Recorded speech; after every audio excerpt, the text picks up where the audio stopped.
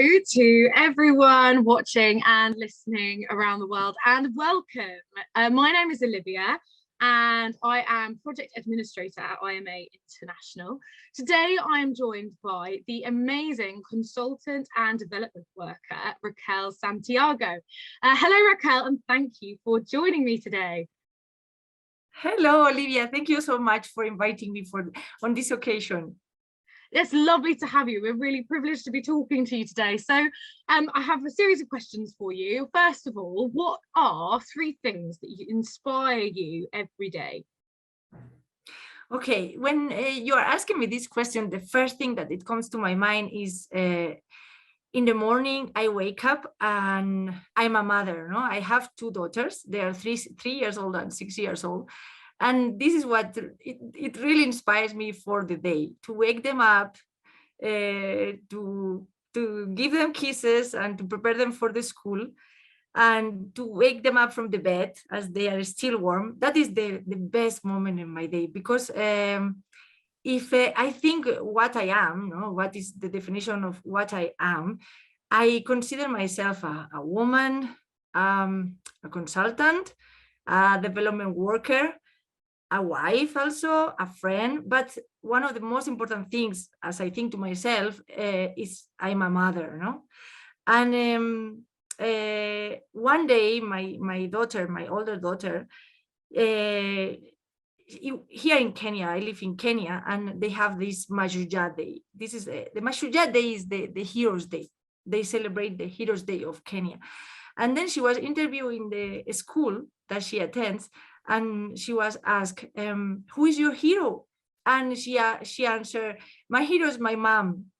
And they recorded that in a video, and after they put it all together with different kids, and we were able to watch that video. And of course that remained in my mind for all my life.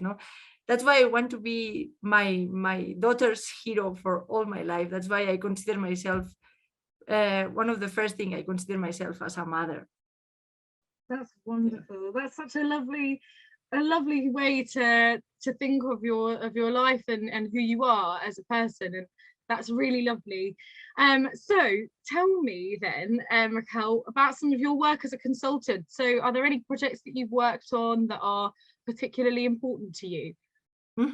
Yes, I live here in Kenya since 2014, and I work as a consultant in monitoring and evaluation, but I also work as a program coordinator for projects for women and girls in rural areas in menstrual health, sexual and reproductive health rights. And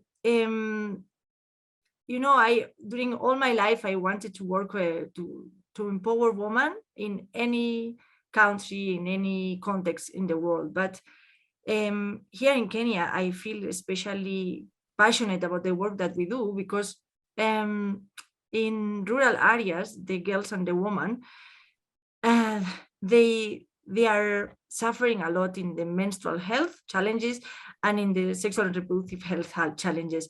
Things that for us, for example, in Europe and in the UK, we consider normal.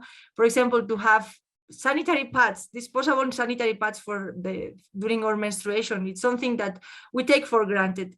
And here it's something that you really need and you don't have. And you, for example, if you are a girl, you need to go to school, or if you are a woman in a rural community, you can not do many things when you have your menstruation.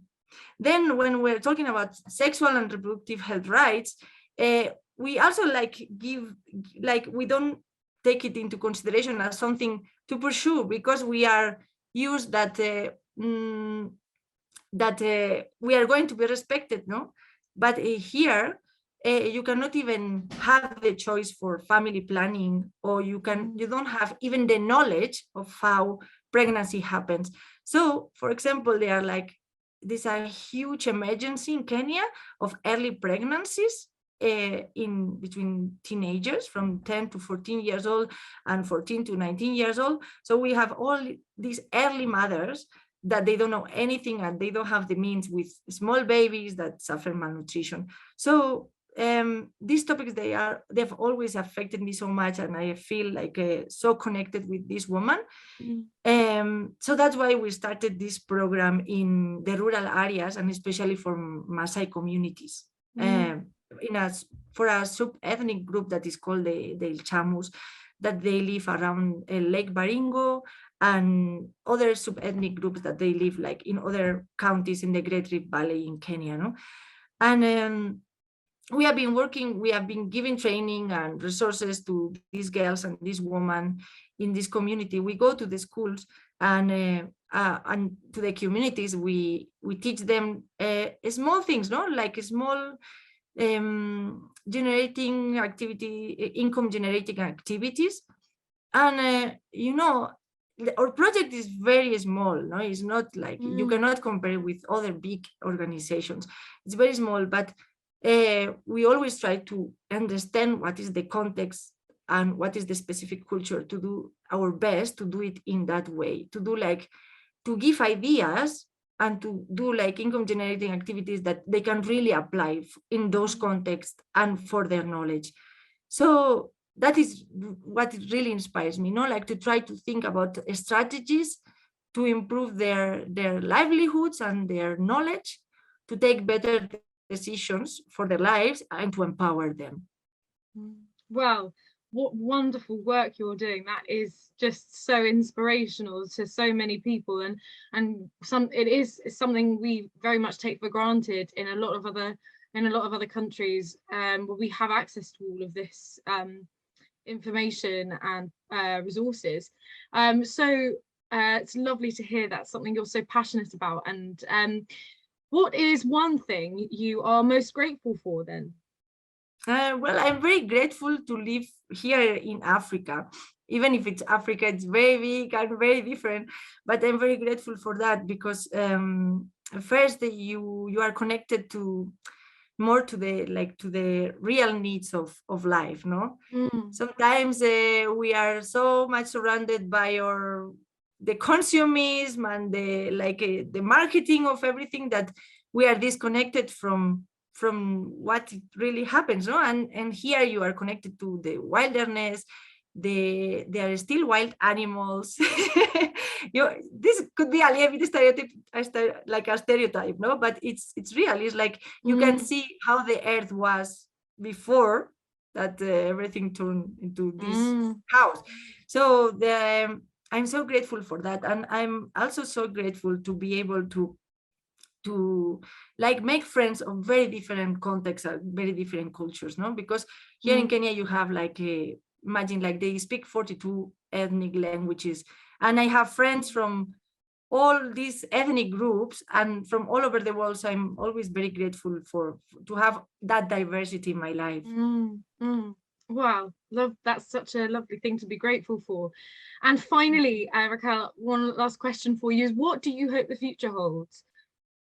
Well, when you ask me that question, I just think about the Chamus woman in the rural communities that we visit every week, and we do trainings, and we do these livelihood programs. And I really hope that the future, that the change will start increasing in their own culture, to start changing from inside, not from outside, that somebody like the government or our organization is telling them, oh, you need to do these things, because to get empowered you need to do these things. I really need that the change is growing amongst them. And for example, one thing that they still do almost 100% in some communities is the FGM, is the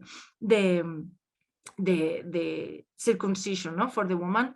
And I really hope that this will change from inside, and there will be one day that there will be no girls that are mutilated, and women that they can choose by themselves, and that they are not constrained by the community, because otherwise they cannot be part of the families, and they cannot be part of the communities. And this change is happening. So I really hope in this short future, things will change and they will improve their situation. Yes, absolutely. It's something we can all hope for those women in particular.